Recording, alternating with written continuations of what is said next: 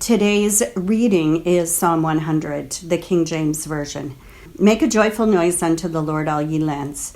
Serve the Lord with gladness. Come before his presence with singing.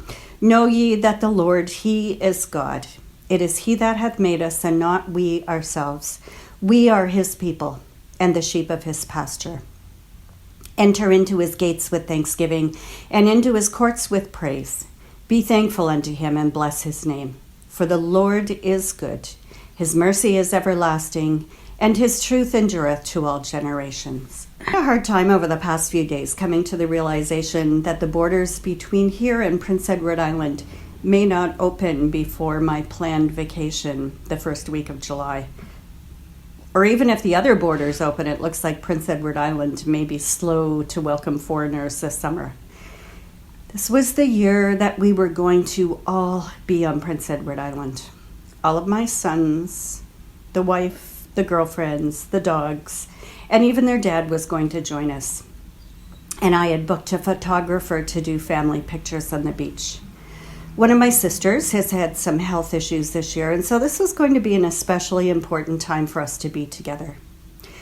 This will only be the second summer of my life that I haven't been on Prince Edward Island, if that happens.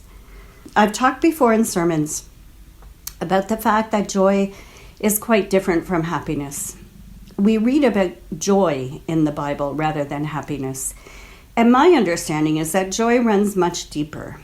Happiness depends upon circumstances and is more of a fleeting, momentary emotion. Joy comes from deeper inside of us and doesn't depend so much on current circumstances for its existence.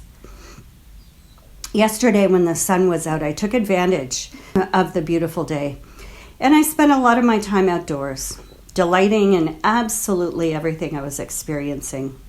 I went for a run and noticed how incredibly friendly everyone was as we passed each other, keeping appropriate distance, of course. I spent time walking along the edge of my garden, which doesn't take very long in my tiny backyard, but I took note of every shade of green, every little variation in color, and marveled about how there could possibly be that many shades of one color in one tiny place.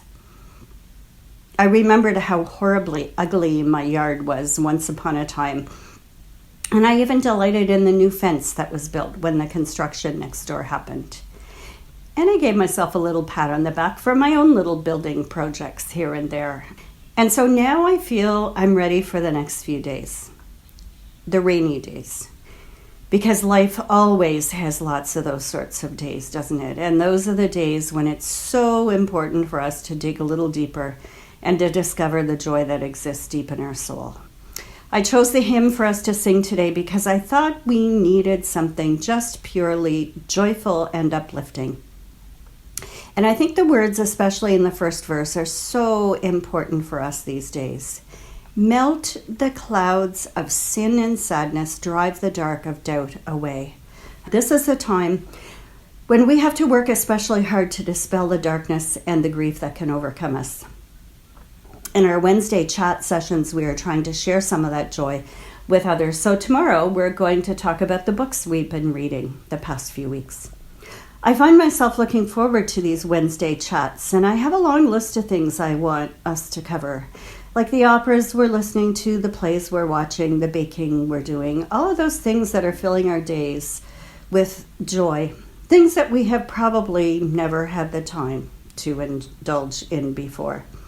And as I mentioned in my sermon on Sunday, just simply the gift of time itself is so wonderful. So during the rainy days this week, dig deeper. Don't focus on whether or not you're happy, but rather uncover the joy, the pure joy of being alive and being in the company of the one who loves us. Loving God, we thank you for all of your good gifts, but perhaps especially for the gift of joy that finds a home deep in our soul, enriching our days with light and with the promise of new life.